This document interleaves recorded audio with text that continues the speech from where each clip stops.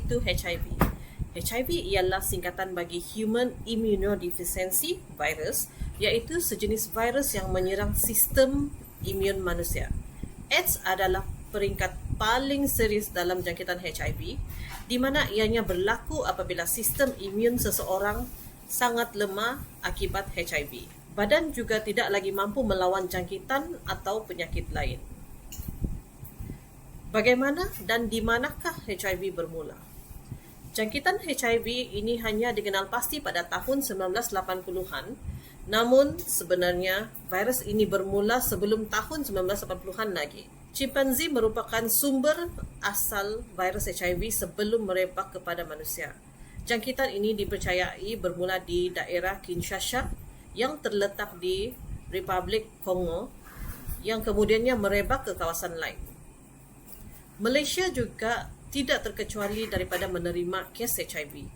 Kes pertama HIV di Malaysia dilaporkan berlaku pada tahun 1986. Berdasarkan graf daripada Global AIDS Monitoring 2024 yang ditunjukkan, kes pertama di Malaysia dilaporkan pada tahun 1986.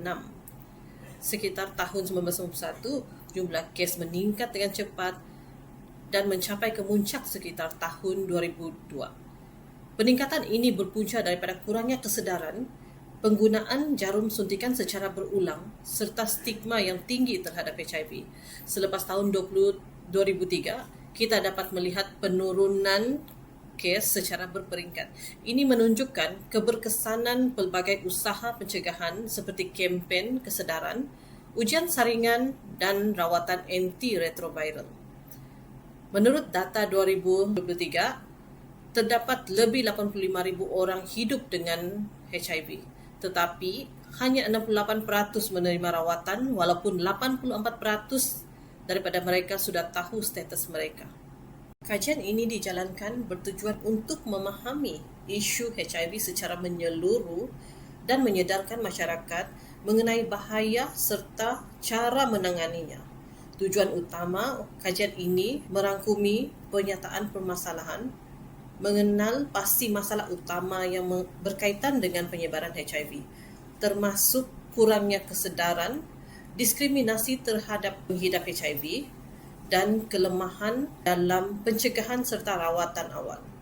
Beberapa faktor penyumbang kepada masalah penularan HIV adalah: yang pertama, faktor sosial. Persekitaran kehidupan di kawasan berisiko tinggi seperti kawasan bandar yang padat, penyalahgunaan dada, dan hubungan seksual tanpa perlindungan meningkatkan risiko jangkitan HIV.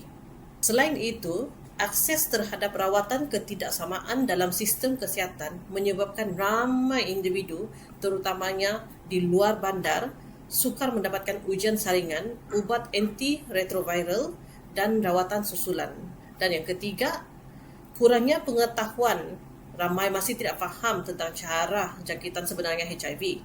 Langkah pencegahan dan hak pengidap HIV menyebabkan penyebaran maklumat salah. Dan yang terakhir, stigma dan diskriminasi.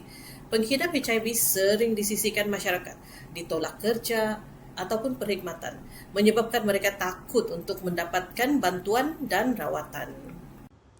Antara faktor yang menyumbang kepada jangkitan HIV adalah yang pertama, hubungan seksual tanpa perlindungan.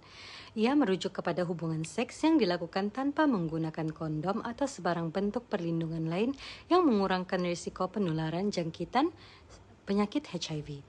Mengapa hubungan seksual tanpa perlindungan berisiko? Yang pertama, HIV boleh tersebar melalui cecair badan seperti darah, air mani, cecair faraj, cecair praejakulasi ataupun susu ibu. Yang kedua, tanpa penggunaan kondom, virus HIV boleh dipindahkan terus daripada individu yang dijangkiti kepada pasangannya melalui lapisan mukosa di kawasan genital, rektum atau mulut.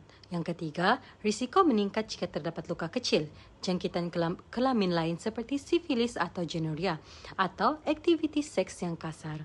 Seterusnya adalah perkongsian jarum suntikan. Perkongsian jarum suntikan merujuk kepada penggunaan semula jarum atau peralatan suntikan oleh lebih daripada satu individu tanpa proses pensterilan yang betul. Amalan ini sering berlaku dalam kalangan penagih dada, pesakit yang menyuntik ubat sendiri dan juga komuniti dengan akses kesihatan yang terhad. Bagaimana HIV menular melalui jarum suntikan? Virus HIV boleh hidup dalam darah yang terdapat di dalam jarum atau picagari. Apabila seseorang menggunakan jarum yang telah digunakan oleh individu yang menghidap HIV, darah yang tercemar boleh terus memasuki salur darah individu seterusnya yang boleh menyebabkan kepada kejangkitan. Perkongsian jarum juga boleh menyebabkan penyebaran penyakit lain seperti hepatitis B dan juga hepatitis C. Yang ketiga ialah pemindahan darah tercemar. Apakah yang dimaksudkan dengan pemindahan darah tercemar? Yang merujuk kepada penggunaan darah atau produk darah daripada penderma yang dijangkiti HIV tanpa melalui proses saringan yang ketat. Ia merupakan salah satu laluan utama penularan HIV, terutamanya di negara yang mempunyai sistem kesihatan yang lemah. Bagaimana HIV menular melalui darah? HIV hidup dalam darah manusia. Jika darah yang tercemar dipindahkan kepada individu lain melalui transfusi darah, pemindahan organ ataupun produk plasma, virus itu boleh memasuki sistem tubuh penerima secara langsung, lalu menjangkiti sel darah putih yang sehat. Poin yang seterusnya adalah ibu kepada anak. Yang memberi maksud penularan HIV ini dari seorang ibu yang dijangkiti kepada anaknya boleh berlaku melalui 3 cara utama. Yang pertama adalah semasa kehamilan. Virus HIV boleh menular kepada bayi melalui uri apabila virus masuk ke dalam sistem peredaran darah bayi. Dan poin yang kedua adalah semasa kelahiran, yaitu waktu bersalin. Risiko tinggi apabila bayi melalui saluran kelahiran karena terdedah kepada darah dan cecair badan ibu yang mengandungi HIV. Dan poin yang ketiga adalah semasa penyusuan susu ibu.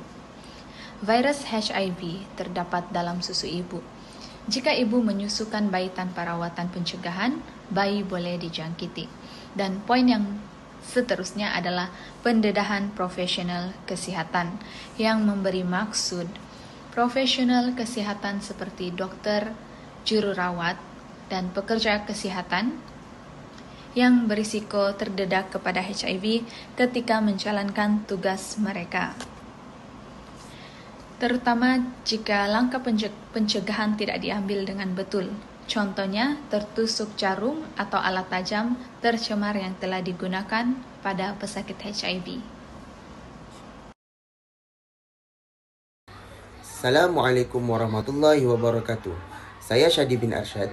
Saya akan teruskan dengan kesan-kesan permasalahan terhadap individu yang mengidap HIV. Yang pertama, kesejahteraan individu lebih tergugat. Pesakit HIV akan berisiko untuk mengalami tekanan mental disebabkan rasa malu akibat pengasingan sosial. Mereka juga enggan mendapatkan rawatan kerana takut akan diskriminasi dari pelbagai pihak.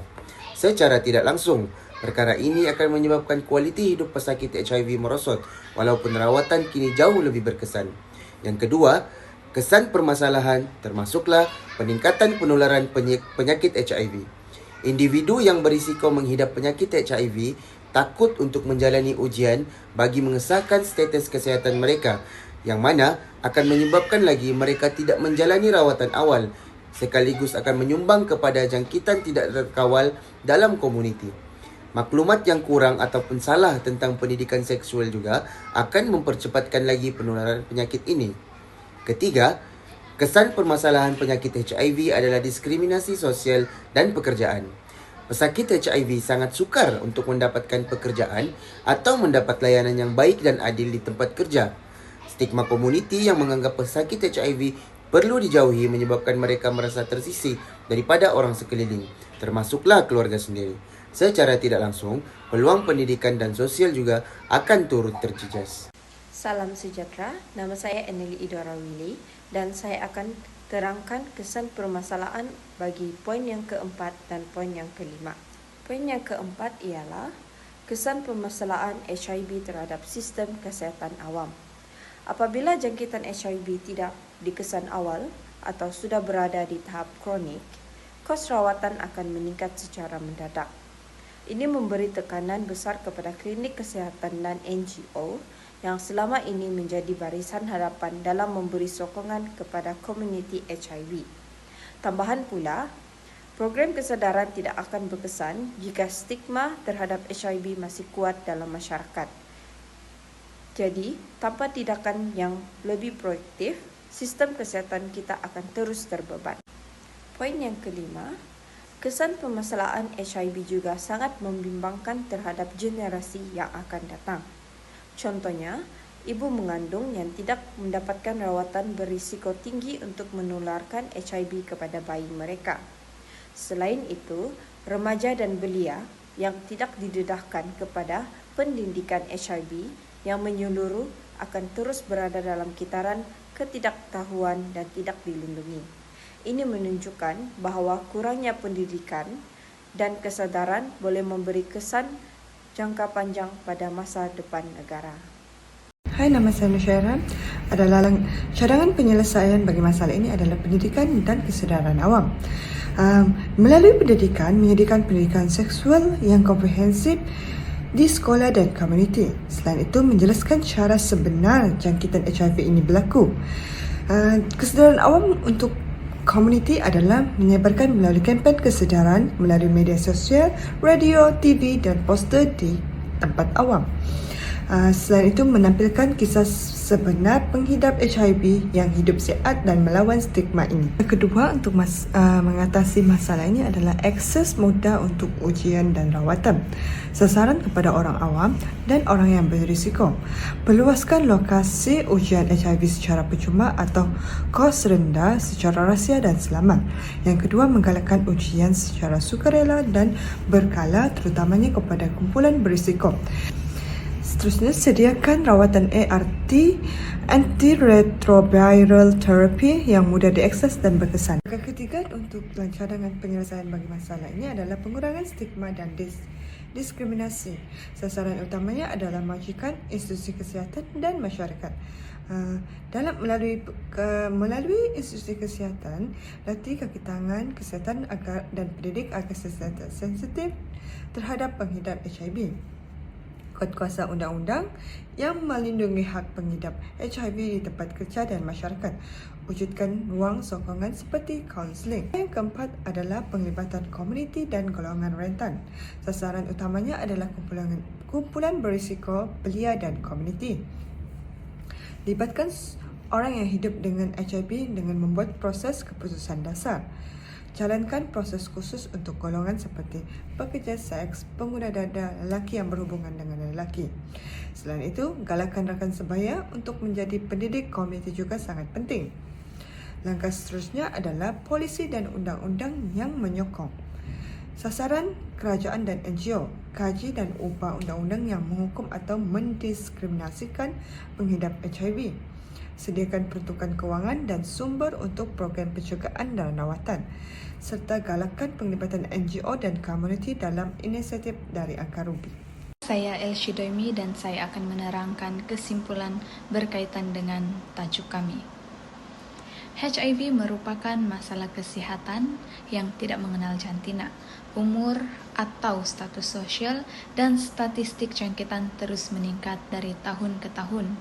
Walaupun rawatan moden mampu membantu pesakit HIV menjalani hidup normal, faktor sosial, kurangnya pengetahuan, akses rawatan yang terhad, serta stigma dan diskriminasi masyarakat masih menjadi penghalang utama dalam usaha membendung penularannya.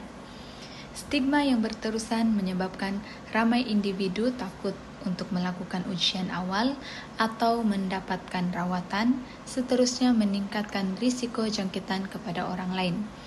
Oleh itu, pendekatan termasuklah meningkatkan pendidikan kesehatan seksual, menambah baik akses rawatan HIV, serta menghapuskan stigma melalui kesedaran masyarakat agar HIV dapat dikawal dengan lebih berkesan demi kesejahteraan bersama.